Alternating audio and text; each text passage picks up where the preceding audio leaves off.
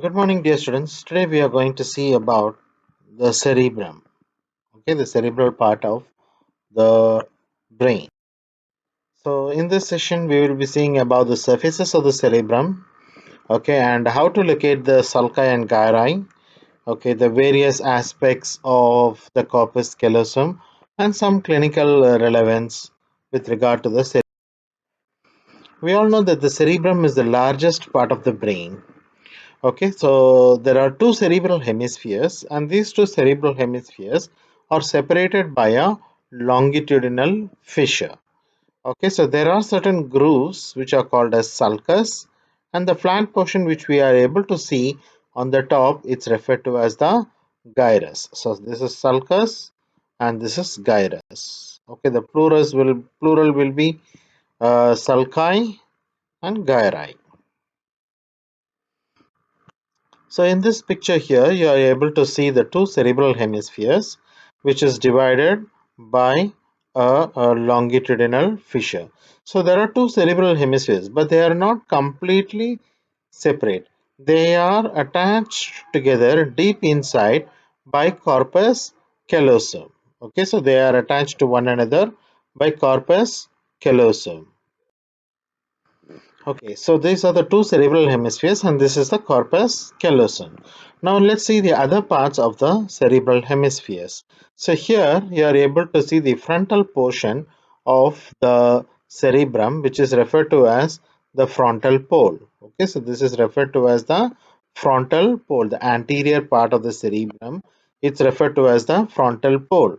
The posterior part, okay, it is referred to as the occipital pole. Okay, the frontal pole and the posterior part, the occipital pole. All right. Okay, now next one, the sulcus. Let's see some of the sulcuses. So here you can see the central sulcus. It's approximately in the center between the anterior and posterior, approximately in the center. Okay, and it is present mostly on the superolateral surface of the cerebrum. Okay, the central sulcus.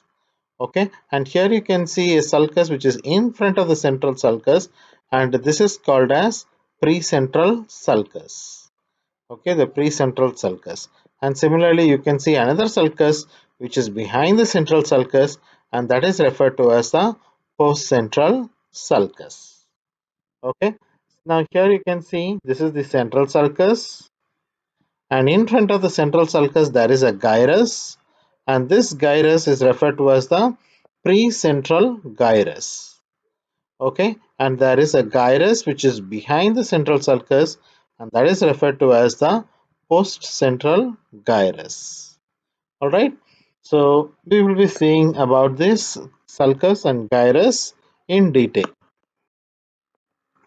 In the external features of the cerebrum, there are three poles. Okay, so as I said before, there is a frontal pole, the anterior part of the cerebrum, so which is called as a frontal pole. The posterior part of the cerebrum is referred to as the occipital pole, and the lateral part, here you can see there is a temporal pole. I will show you this in the picture in the next slide. Okay, there are three borders of the cerebrum: a superomedial border, an infерomedial border, and an inferolateral border. And there are three surfaces: superolateral surface, medial surface, and an inferior surface. So there are three poles, three borders, and three surfaces. So here you can see this is the inferior surface of the brain. Okay, so here you can see this is the medial border. Okay, this is the infromedial border. Okay, this is the infrolateral border.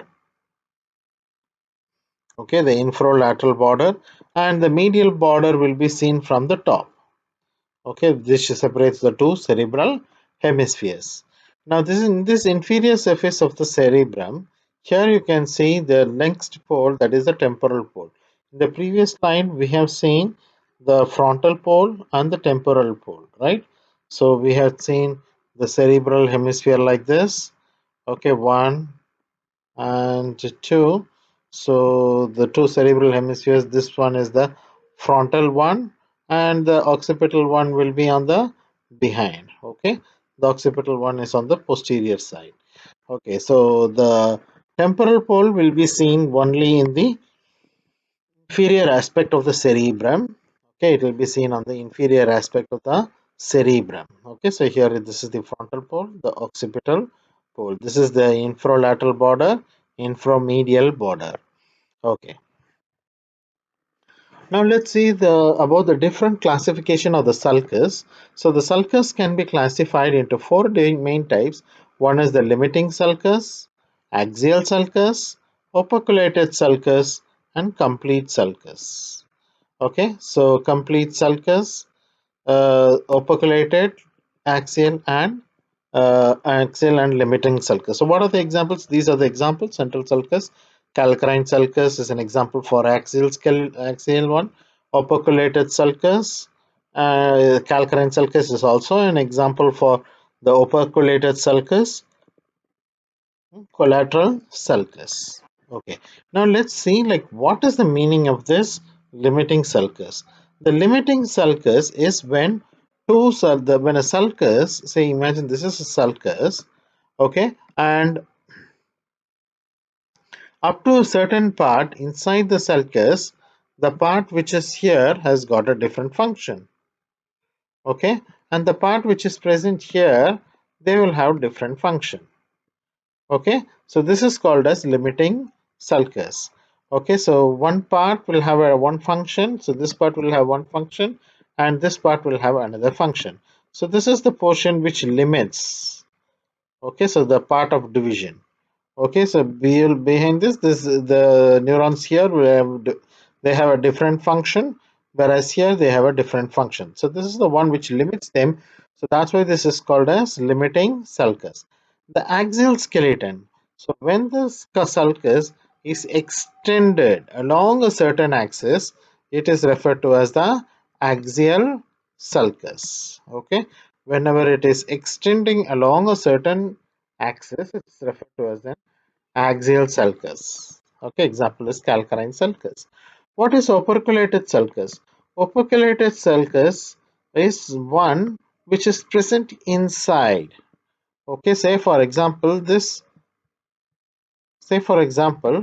sulcus until here will have a different function. Okay, until then this one will have a different function, and the part which is present inside, they will have a different function. Okay, so this will have one function, so which will be continuing as the gyrus above. Okay, so number A, so this will be having a different function. So this will be having another different function. Okay, so this will have another different function, and the part which is present deep, they will have a different function. So this is called as operculated sulcus. Coming last to the complete sulcus.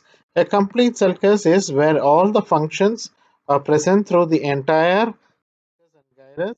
They have the same function. So that is referred to as the. Now let's see the lobes. So mainly there are four lobes. So here you can see the frontal lobe. Okay, the frontal lobe, parietal lobe, temporal lobe, and an occipital lobe. So there are four lobes of the cerebrum. Okay, anatomically, how do we divide the cerebrum into four lobes? So for this, you need to remember certain parts. So one, we already seen the central sulcus. The central sulcus, which is approximately present between the frontal pole and the occipital pole. Okay, mainly on the superolateral surface of the cerebrum. So here you are able to see the central sulcus. Okay, and here you can see another one sulcus which is present on the lateral surface going horizontally, and that is referred to as the lateral sulcus. So this is central sulcus and lateral sulcus. Okay, now here you can see a small portion, a sulcus, okay, which on the lateral side it won't be prominent, but on the medial side it is more prominent. So what is the name of this sulcus? It is the parieto-occipital sulcus. Okay, parieto-occipital sulcus. And you already know that this is the occipital pole. In front of the occipital pole, there is a notch, and that's called as pre-occipital notch because it's present in front of the occiput. So this is called as a pre-occipital notch. Okay, so these are the four landmarks which you need to remember to anatomically divide the cerebrum into four cerebral hemispheres. So here you can see the central sulcus, lateral sulcus, parieto-occipital sulcus, and pre-occipital notch. So now first what you need to do is draw an imaginary line connecting the parieto-occipital sulcus and the pre-occipital notch. Okay, so draw an imaginary line connecting the parieto-occipital sulcus and the pre-occipital notch. Then, you know the lateral sulcus. Draw a straight line extending the lateral sulcus until it meets this imaginary line between the parietal sulcus and the pre-occipital notch. Okay, so draw a line extending the lateral sulcus from the lateral sulcus until it meets this imaginary line. Then you can extend this central sulcus until it meets the lateral sulcus. So now we have got the four lobes: frontal lobe, parietal lobe, temporal lobe, and the occipital lobe. Now there are two other lobes which refers mentioning here. One is the insula, also called as the island of Rayleigh. So how to identify this insula? So you know the lateral sulcus here. In your dissection we will be showing you when you open up the lateral sulcus, you will be able to see a small portion of the brain which is inside, and that's called as insula. And deep inside the insula there is a limbic lobe, okay, so which is concerned with all the higher functions like emotions, personality. Okay, so the limbic lobe is the one which is present deep inside the insula. So these are the different lobes which are present in the cerebrum. Okay, so now in this portion we will be able to see the name of the different sulcus and gyrus. Okay, so now for this, now I will be showing you the different sulcus and gyrus. I will also be sending you one worksheet so where you can practice the different sulcus and gyrus. Here you can see the color coded has been done to already to help you to know which is in the frontal, parietal, occipital, and the temporal lobes. Okay, now let's see the sulcus which is present in each individual lobes. Already you know that the central sulcus is the one which separates the frontal lobe and the parietal lobe. Okay, the central sulcus. Okay, so in front of the central sulcus, this is the frontal lobe. Okay, and we have seen in front of the central sulcus there is another one sulcus, and that is referred to as in front. So it is pre-central sulcus, and behind there is another sulcus which is referred to as the post-central sulcus. Okay, so central sulcus, pre-central sulcus, post-central sulcus. The gyrus which is present in front of the central sulcus, it's called as pre-central gyrus, whereas the sulcus which is present behind it is referred to as the post-central gyrus. Okay, now the other things here, apart from the central sulcus, you can see the precentral sulcus, you can see two more horizontal sulcus. So this sulcus, one is on the top, which is the superior, and the other one is below, which is inferior.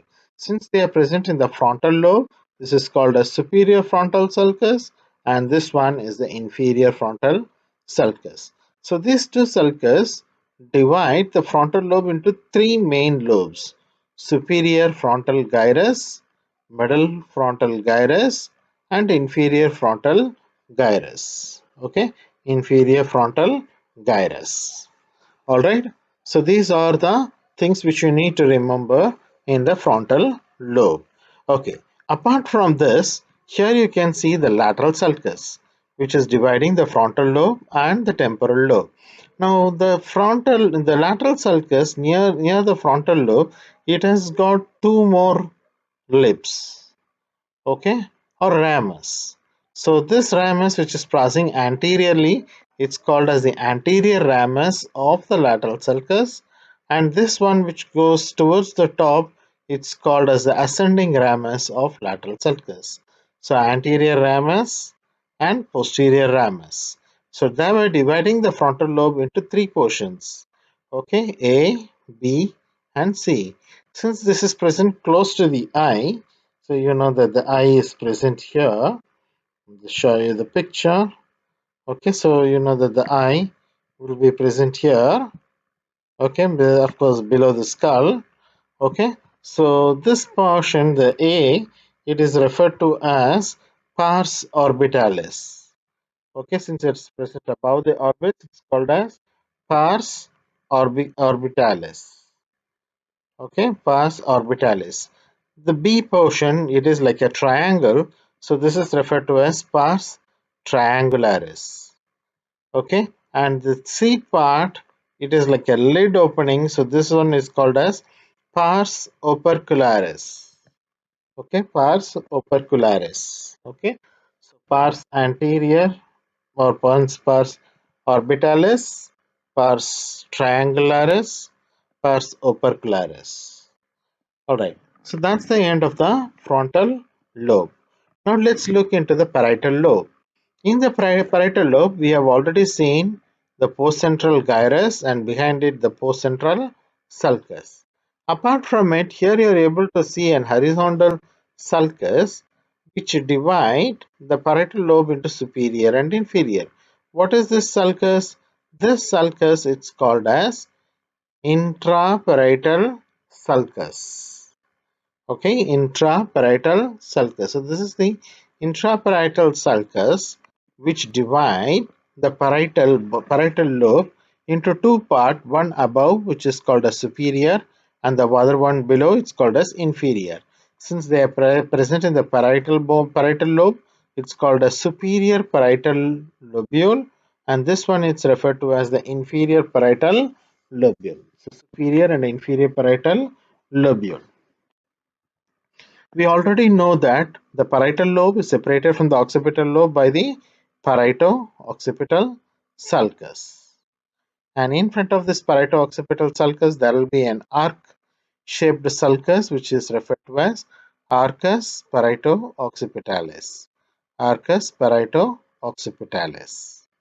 Alright. Then here you are able to see a sulcus, which is in the shape of a moon, and this is called as lunate sulcus. Okay, it is referred to as the lunate sulcus, and here you can see a sulcus which is present in the lateral part of the cerebrum, and that's called as lateral occipital sulcus. Now the gyrus which is present above and below this lateral occipital sulcus is, so this is present in occiput, so it is called as occipital gyrus. So this is superior, so this one is referred to as the superior occipital gyrus and inferior occipital gyrus respectively. Now coming to the last lobe, that is the temporal lobe. The temporal lobe is once again divided into three gyrus, superior, middle and inferior temporal gyrus, by two sulcus. Okay, so by two sulcus. We already know this sulcus, this is the lateral sulcus. The other two sulcus. So what are the other two sulcus? The name of the one which is present on the top, it is called superior temporal sulcus, and the one which is below is the inferior temporal sulcus. Okay, superior and inferior temporal sulcus, dividing it into superior, middle and inferior temporal gyrus. Okay, so these are the different parts of the sulcus and gyrus which you can see on the superior lateral surface of the cerebrum. Okay, so this is the superior lateral surface of the cerebrum. Now let's see what are the sulcus and gyrus which are located on the medial surface of the cerebrum. Okay, on the medial surface of the cerebrum. So already you know this is the purple one is the frontal lobe, parietal lobe, occipital lobe and the temporal lobe. Okay, now let's start from the temporal lobe. Now in the innermost part of the temporal lobe there is a sulcus. Okay, and this is referred to as the collateral sulcus. Okay, so this is referred to as the collateral sulcus. The next one is the lateral occipitotemporal sulcus. Okay, since it's present on the lateral surface and extending from the occiput towards the temporal, so it is referred to as lateral occipitotemporal sulcus. Okay, and here next to it will be the lateral occipitotemporal gyrus. Okay, between these two there is another one which is referred to as the medial occipitotemporal gyrus. Okay, because it's going from the occiput towards the temporal, the gyrus. So medial and lateral occipital temporal gyrus. So this one is referred to as the collateral sulcus. We already know the name of this sulcus, which is the parieto-occipital sulcus. Now, what is the name of the other sulcus here? So this sulcus is referred to as the calcarine sulcus. Okay, so this is the calcarine sulcus. This is the this one is the parieto-occipital sulcus. Okay, it's the parieto-occipital sulcus. Okay, now coming to the next part, the parietal lobe. In the parietal lobe, on the medial surface, here you are able to see a sulcus which is above the splenium of the corpus callosum. Okay, above the splenium of the corpus callosum. So this is referred to as the suprasplenial sulcus. Okay, it's called as suprasplenial because it is present above the splenium of corpus callosum, suprasplenial sulcus. Okay, now let's see the sulcus which is present in the frontal lobe on the medial surface. You can see a large sulcus here, okay, which is above the corpus callosum. This is the corpus callosum. So above the corpus callosum, you are able to see a large sulcus, and this sulcus is referred to as the cingulate sulcus. Okay, it is referred to as the cingulate sulcus. Okay, now below the cingulate sulcus, there is another one gyrus, and this gyrus is referred to as the cingulate gyrus. Okay, cingulate sulcus, cingulate gyrus. All right. Now coming to the next part, the frontal part, okay, which is present in the anterior region, so on the medial surface. So this is referred to as the medial frontal gyrus. Medial frontal gyrus. We have already seen with regard to the medial occipital temporal gyrus, and this one is the lateral temporal occipital gyrus. So medial frontal gyrus, it is present here. Okay, so these are the structures which the sulcus and gyrus which are able to see when the brain is viewed from the medial. Now let's look at the brain from the inferior aspect. You already know the temporal pole, okay, and here you know this name of this sulcus, which is referred to as the collateral sulcus. Okay, it is the collateral sulcus. There is another sulcus which is present parallel to it, and this is called as lateral occipitotemporal sulcus. Okay, occipitotemporal sulcus because it is extending from the occiput towards the temporal. Okay, so this two sulcus divide the gyrus into three portions. The portion which is closer on the medial side, it is referred to as the parahippocampal gyrus. So this one it is referred to as the parahippocampal gyrus. Next gyrus, which is between these two lobes. Okay, so here you can see between these two lobes, here you are able to see another gyrus, and this gyrus it's called as medial occipitotemporal gyrus. Okay, medial occipitotemporal gyrus. Okay, and here you can see the another sulcus which is referred to as the lateral occipitotemporal gyrus. Okay, the lateral occipitotemporal gyrus. So this one is medial occipitotemporal gyrus, lateral occipitotemporal gyrus. This one is the collateral sulcus, parahippocampal gyrus, okay, and medial occipitotemporal gyrus and lateral occipitotemporal gyrus. Okay, so these are the structures which you can see on the inferolateral surface in the temporal lobe. Now here you know this is the frontal lobe. So in the frontal lobe you are able to see an H-shaped structure, an H-shaped sulcus, which is dividing the frontal lobe, the inferior surface of the frontal lobe, into four primary parts. The part which is present medial to this H, it is referred to as the medial orbital gyrus. The part which is present anterior, it's called as the anterior orbital gyrus, and this one is the posterior orbital gyrus, and the next one is the lateral occipital gyrus. Okay, so medial, lateral, anterior, and posterior. Okay, so these are the four orbital gyrus. So as I was saying before, so this is the parahippocampal gyrus, this is the medial occipito-temporal gyrus, lateral occipito-temporal gyrus. Okay, this one is referred to as the collateral sulcus, and this one is the lateral occipito-temporal sulcus. Okay, in the frontal lobe, we have seen this H-shaped sulcus, which is dividing into medial, lateral, anterior, and posterior orbital gyrus. There are certain other portions which are mentioned here. Okay, so these things will be dealt with in the later sessions. Okay, in the later sessions, you will be saying about the olfactory tract. So what happens is the olfactory tract.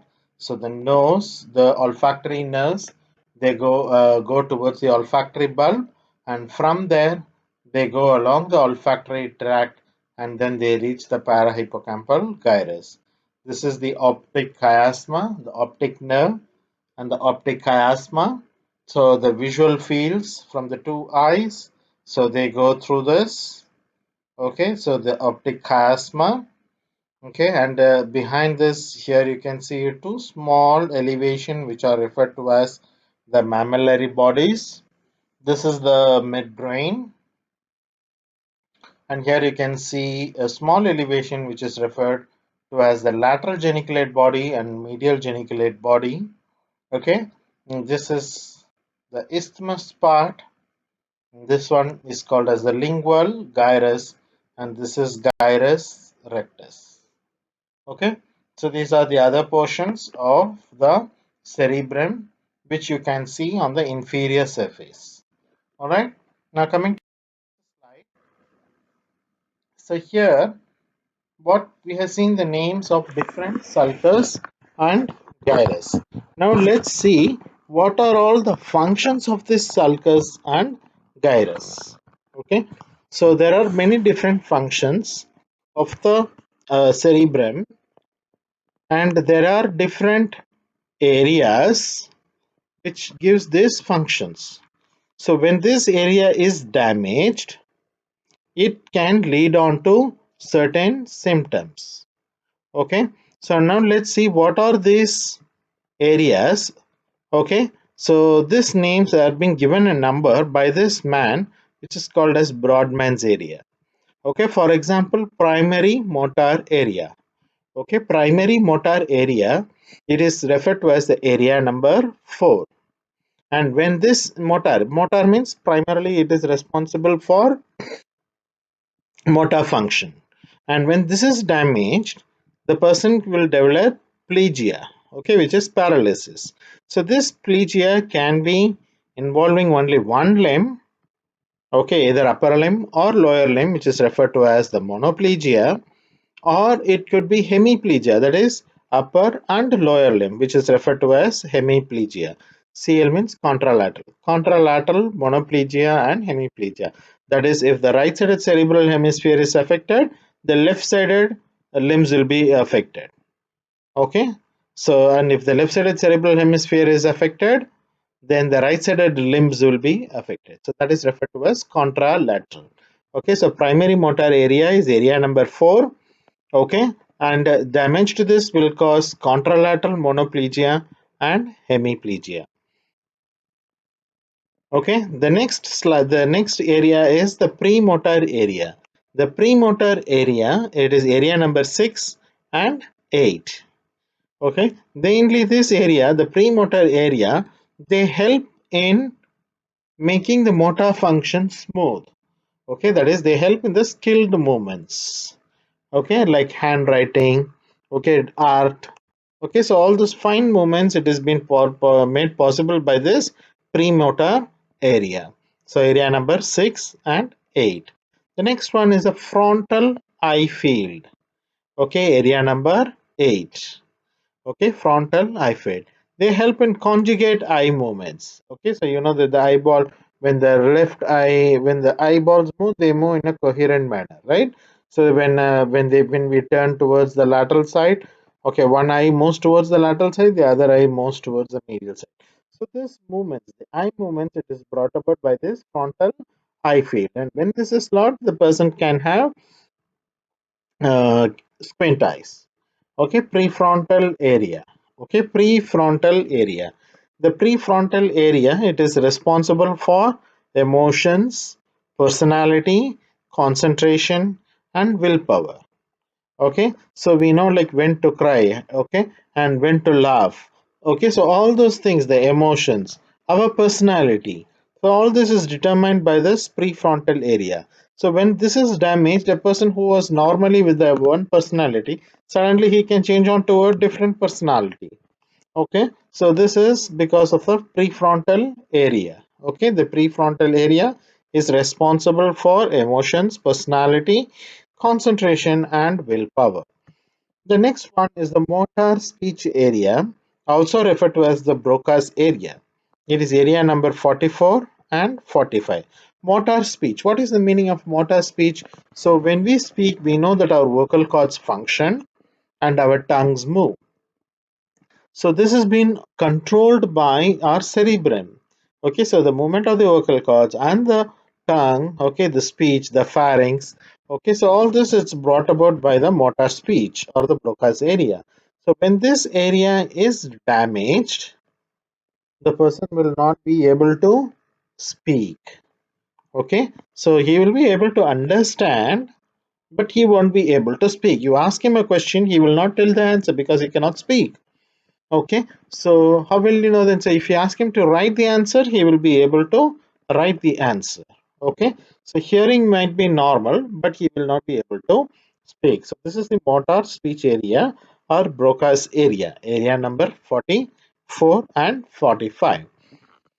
The functional areas. Primary somatosensory area, area number 3, 1, and 2.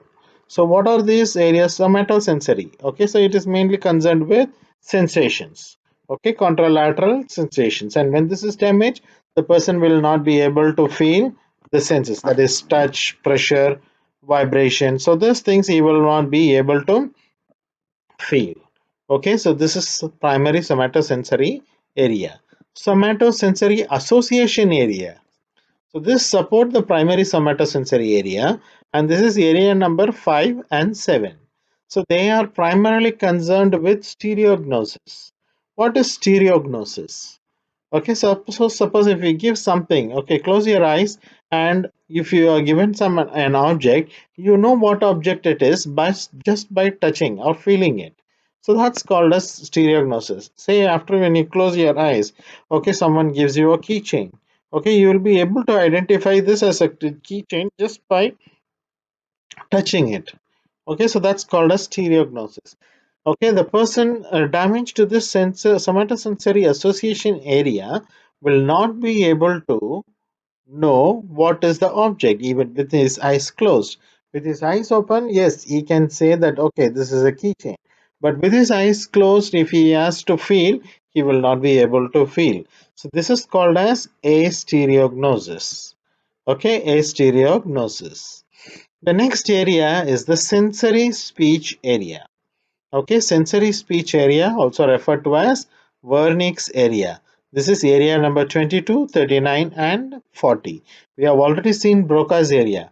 Broca's area is motor speech area. This one is sensory speech area.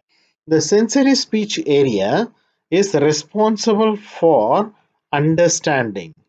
So whenever someone speaks, asks you a question, you will you will be able to process it.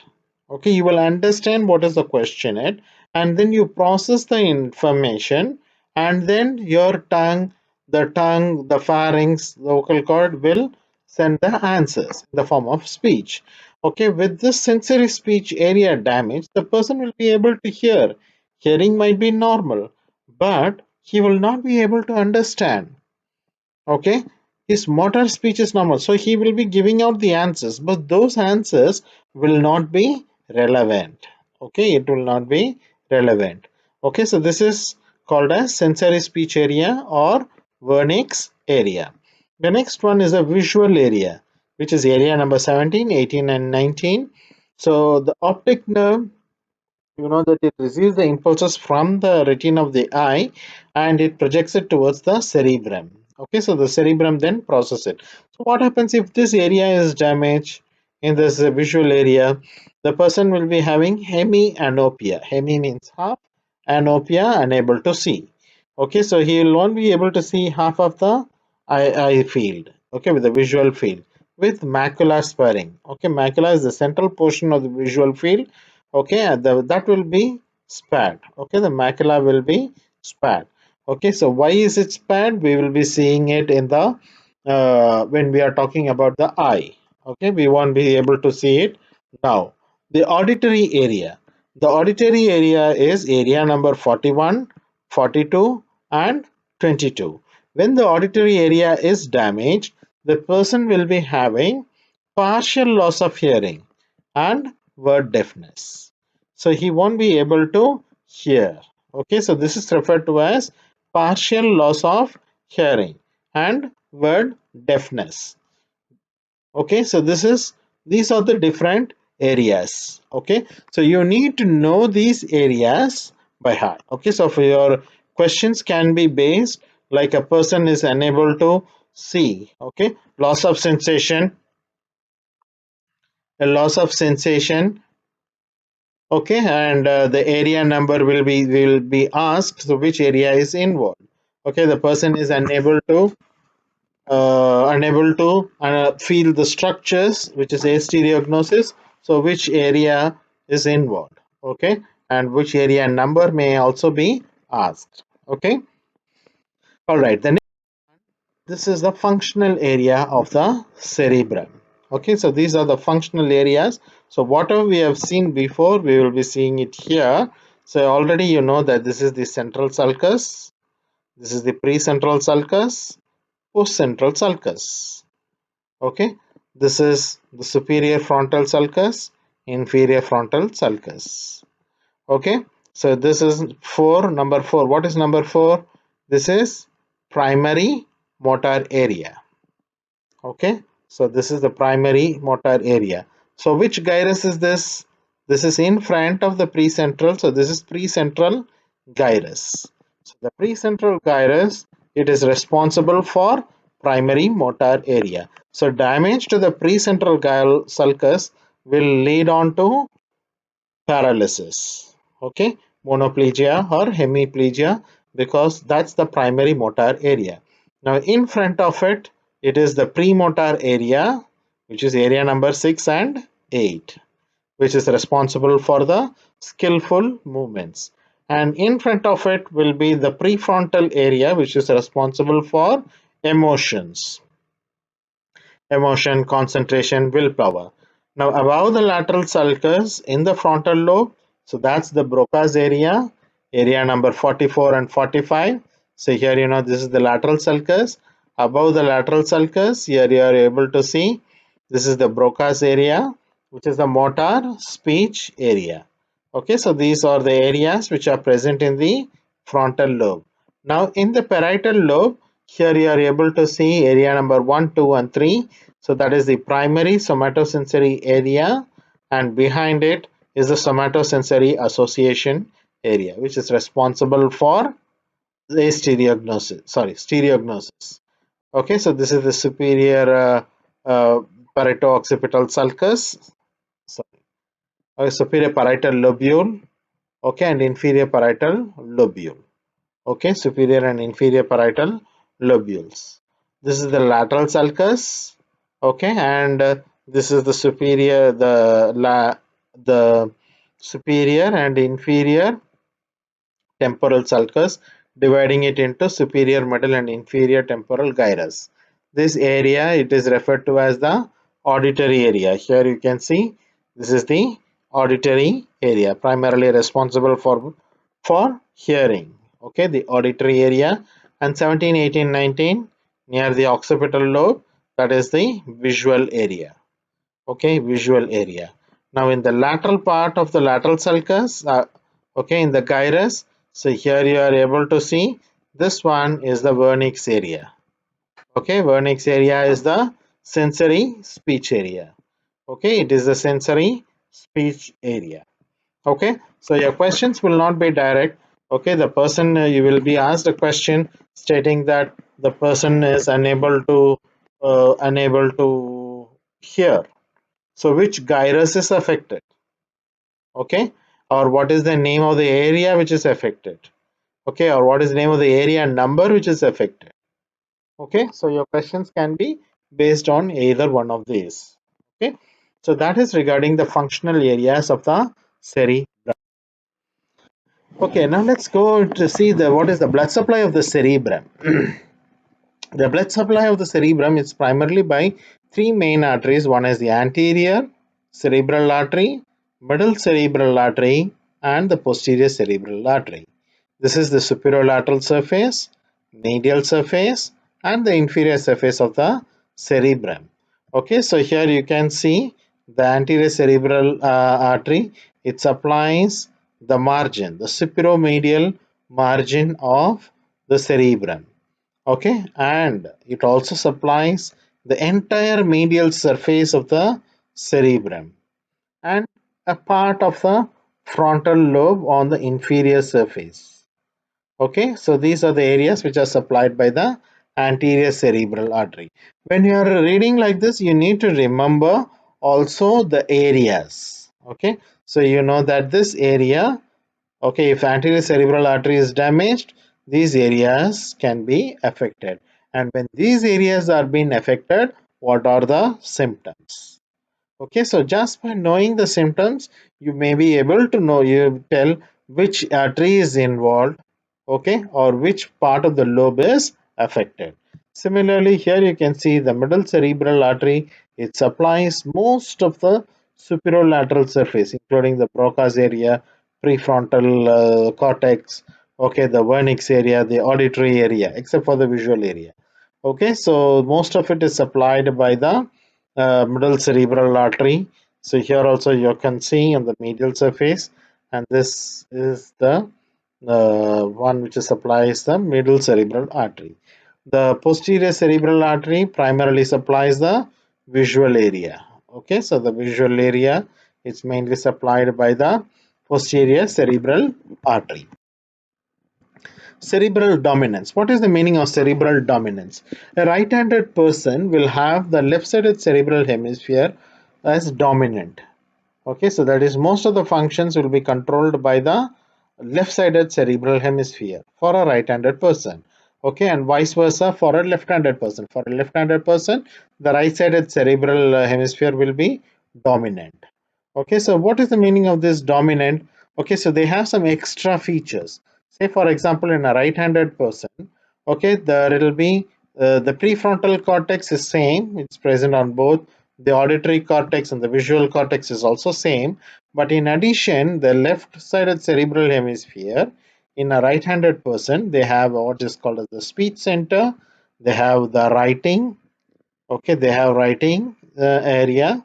Okay, and general interpretation like and calculations. So these are the extra functions dealt by the left-sided cerebral hemisphere in a right-handed person. Okay, whereas the left right-handed the in a right-handed person, okay, in a right-handed person, the left-sided the right-handed cerebral hemisphere, they also have additional responsibilities like analysis by touch, which is stereognosis, okay, and spatial visualization and analysis. Okay, so that is the 3D depth. Okay, so that they know like where they throw, how much they need to throw. Okay, that is the 3D the spatial visualization. Okay, so that's by the right-sided cerebral hemisphere in a right-handed person. Okay, Now let's see about some of the fibers. Okay, so some of the fibers. So there are three kind of fibers, okay, in the cerebrum. Okay, the fibers, the white matter. Okay, so one is the association fibers, commissural fibers, and projection fibers. What is association fibers? Association fiber means they connect the cerebrum, the different parts of the cerebrum within the same cerebral hemisphere. Okay, say this is a cerebral hemisphere. So from the frontal to the occipital, there will be certain fibers. Okay, so that's an association fiber. Or from the frontal to the temporal. Okay, so from the frontal towards the temporal, or from the parietal towards the temporal. Okay, so like this, there will be fibers. Okay, that is, they connect these fibers, they connect different parts of the cerebrum within the same cerebral hemisphere. Okay, so that is the association fibers. Okay, example: cingulum, uncinate fasciculus, superior and inferior longitudinal fasciculus, and perpendicular fasciculus. I will show the pictures in the upcoming slides. The commissural fibers. The commissural fibers, they connect the same area on both the cerebral hemispheres. So you know that there is a right cerebral hemisphere and a left sided cerebral hemisphere. Okay, so say here this is the right sided cerebral hemisphere, and this one is the left sided cerebral hemisphere. Okay, sorry about the not equal. Okay, so both the front, say a frontal lobe, both the right and the left frontal lobes, they have some fibers which are connecting both the cerebral hemispheres. Okay, similarly, both the occipital lobes, they are connected by some fibers. Okay, both the occipital lobes, both the temporal lobes, like this. That is, the information of one cerebral hemisphere reaches to the other part of the cerebral hemisphere also. Okay, so these fibers, they are referred to as the commissural fibers. Okay, they are referred to as commissural fibers. Example: corpus callosum, anterior and posterior commissure, habenular commissure, hippocampal commissure. Okay, so you can see commissure, commissure, commissure. It means that they attach the two parts of the cerebrum, the two cerebral hemispheres. Okay, the two cerebral hemispheres. Thereby, the information is passed from one cerebral hemisphere to the other cerebral hemisphere, so that the brain knows what it is doing. Okay, the last one is the projection fibers. Projection fibers, these are fibers which are projected either from the other parts of the brain, like the brain stem, spinal cord, cerebellum, to the cerebrum, or from the cerebrum to the other parts. Okay, so this is one is the ascending, which is, for example, spinothalamic fibers. Okay, so the spinothalamic, because it is a ascending fiber. Okay, so they send the information from the spinal cord to the cerebrum. Okay, the next one, the descending fibers, example, corticospinal, from the cerebral cortex to the spinum. Okay, so which is a motor function. Okay, so these are projection fibers. The projection fibers is from the cerebrum to the other parts of the brain. Okay, like the brain stem. Okay, like brain stem, spinal. So here you can see some of the association fibers. Okay, the association fibers. This fiber is referred to as the cingulum, just above the corpus callosum. So this is referred to as the cingulum. Okay, so here you can see uncinate fasciculus. Okay, so this is the uncinate fasciculus. This is superior longitudinal fasciculus, and this is the inferior longitudinal fasciculus, and this one is the perpendicular fasciculus. So you can see these fibers, they connect the different parts of the cerebral hemisphere within the same cerebral hemisphere. Okay, so this is the type of association fibers. Next slide, here you can see certain fibers which are crossing to the other sides. Okay, they are crossing to the other sides. So they are connecting both the cerebral hemispheres. So what are these? These are called as corpus callosum, commissural fibers. So this is a commissural fibers. And here you can see anterior commissure.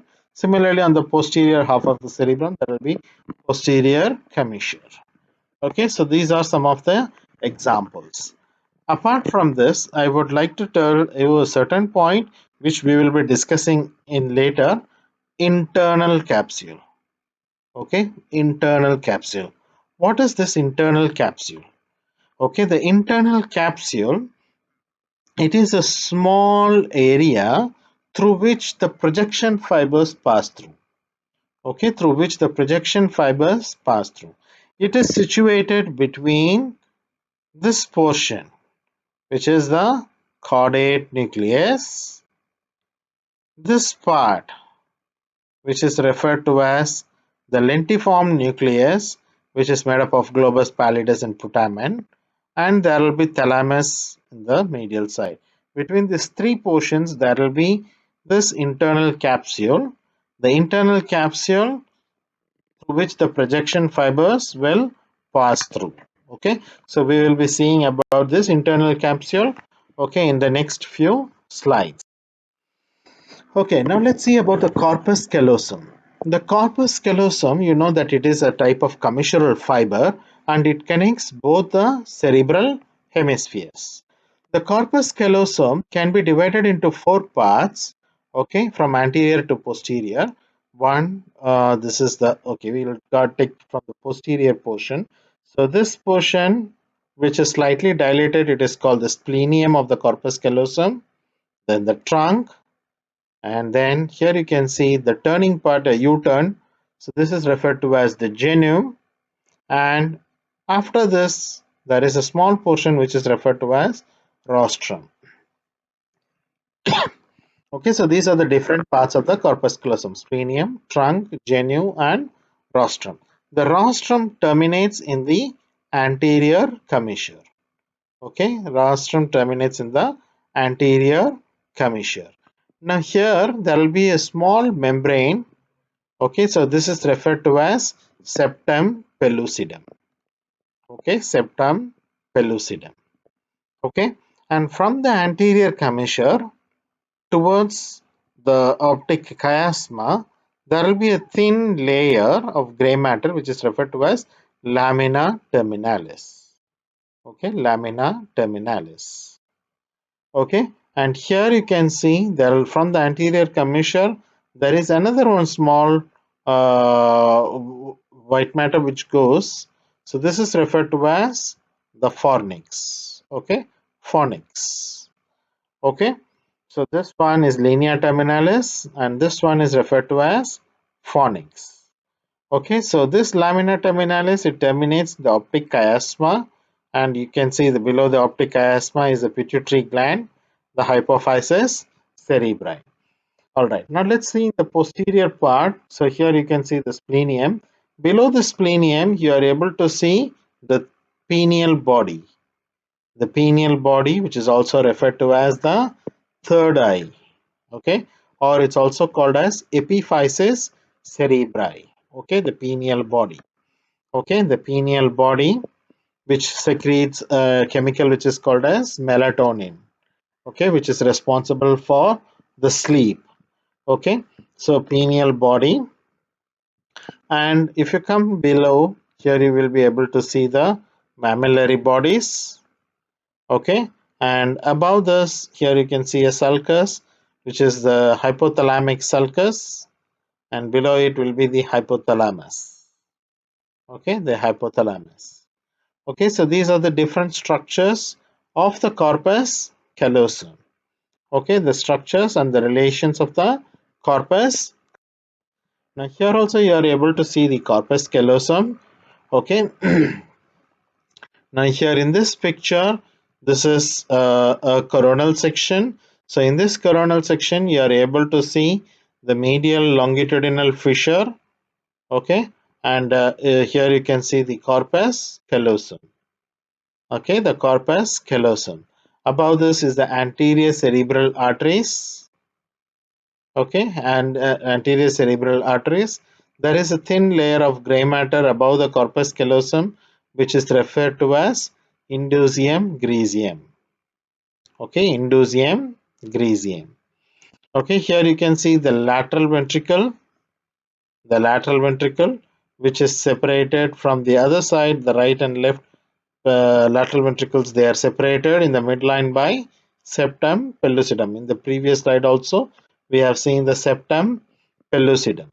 Okay, the septum pellucidum near the end, it elaborates to form a fornix. On the lateral side, here you can see the caudate nucleus, stria terminalis. Okay, and this will be the thalamus. Caudate nucleus, thalamus, the stria terminalis. Okay, so here you can see the fibers of the corpus callosum. Now on the anterior side, both the frontal poles, both are joined together by forceps minor, whereas on the posterior, both the occipital lobes, they are connected by forceps major. Okay, and this is the corona radiata. Okay, so these are the different parts of the corpus callosum. The blood supply of the of the corpus callosum, it's moved by the anterior cerebral artery and posterior cerebral artery, okay, which mainly supplies the splenium of the corpus callosum. What happens when there is a damage to the corpus callosum? You know that the corpus callosum contains commissural fibers which connect both the cerebral hemispheres. And when it is damaged, it leads on to what is called as split brain syndrome or callosal syndrome. So what will be the effects if there is no communication between the two cerebral hemispheres? So he might have a left-sided hemialexia. Okay, hemialexia, which means that he will have difficulty in talking, apraxia, movements, agraphia, writing, and tactile anomia, which is stereognosis. Okay, so this will be the features in a case of callosal syndrome. But previously, in the olden days, they used to do this callosal, they used to divide this corpus callosum, especially in cases of intractable epilepsy. Okay, when the epilepsy is not treatable with drugs, so they use this, they will go for this surgery where they divide the corpus callosum. Of course, it has got certain side effects like above. Okay, so intractable epilepsy, we can divide the corpus callosum into two. Okay, now this will be the last part of the cerebrum. So here we have previously I told you about the internal capsule. The internal capsule, it contains the projection fibers, and it passes between the caudate nucleus, the lentiform nucleus, and the thalamus. It is like a V-shaped structure containing an anterior limb, a genu, and a posterior limb. Also, it contains medial and lateral geniculate body. Okay, lateral geniculate body behind and the fibers from it, that is the sublentiform and retrolentiform portions. The medial and lateral geniculate bodies are parts of thalamus. Okay, so they are nothing but a part of thalamus. Now, what are the projection fibers which passes through it, and why is this internal capsule is so important? So here you can see the red colored structures and the blue colored structures which are present in the internal capsule. So there is red colors are primarily motor fibers. Here you can see frontopontine fibers. Okay, and here you can see corticobulbar tract. Okay, so anterior limb, genu, posterior limb, and here you can see corticopontine and corticospinal tract. Okay, so basically they contain a large number of fibers which control the lower part of the brain. Okay, they control the brain stem as well as the spinal cord. Now in between here you are able to see the blue colored structure. So that is the both mostly it is the sensory structures. So here this is the anterior thalamic radiation, superior thalamic radiation. Thalamus is primarily a sensory center. So they will be sending radiation towards the thalamus, and from the thalamus it goes towards the primary somatosensory area. Okay, so now what happens if this projection fibers are passing through this? Imagine if the cerebrum is so big. Okay, the cerebrum is so big, but the spinal cord is so small. So what happens when all the fibers, all the white fibers, they come from different portions and they need to be squeezed inside the brainstem and the spinal cords. So this squeezing part, okay, it happens in the internal capsule. So what if the fibers are very closely packed together in an internal capsule?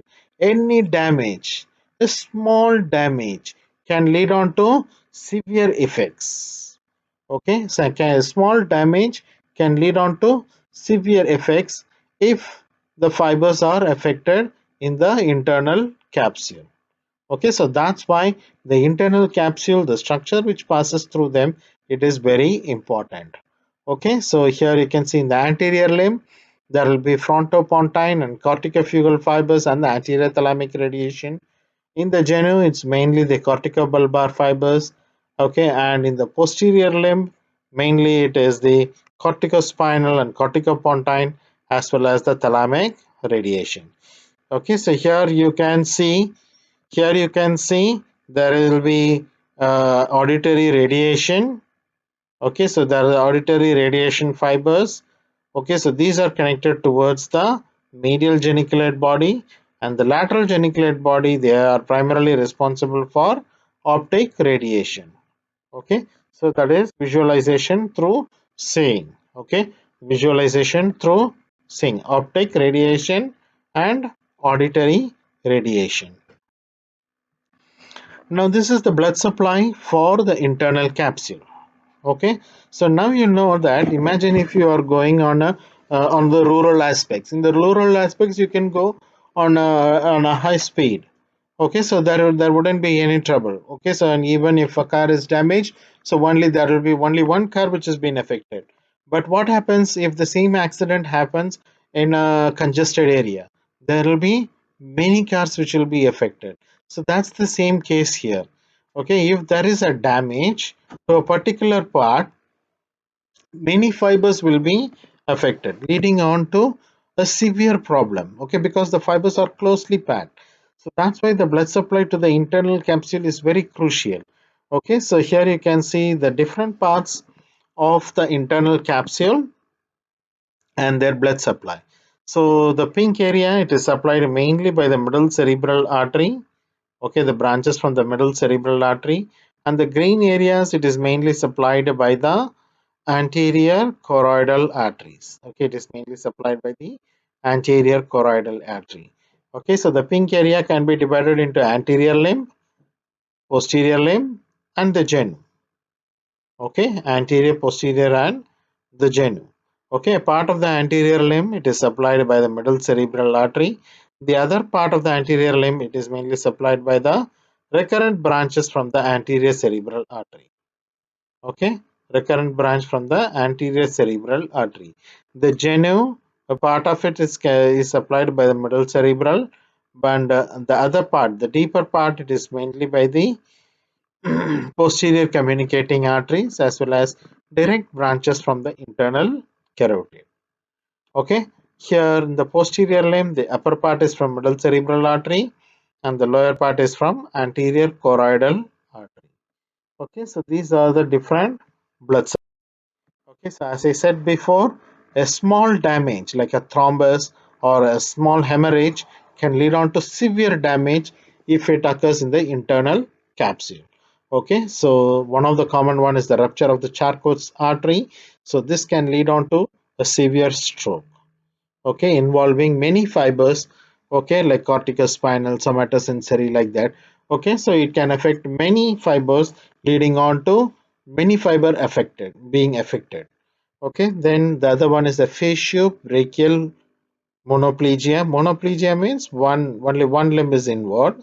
Okay, facio-brachial, face is involved and brachium, arm is involved. So facio-brachial monoplegia, it's mainly because of a damage to anterior recurrent artery of Hubner or Hubner's artery. Okay, Huebner's recurrent artery, when it is damaged, it leads on to faciobrachial monoplegia. Okay, so with this we come to the end of the cerebrum. I'm sure that lecture will be very difficult. Okay, but I suggest you to see it again and again so that you can know about it better. Okay, so in case if you have any doubts, you are welcome to ask me anytime. Okay, thank you so much.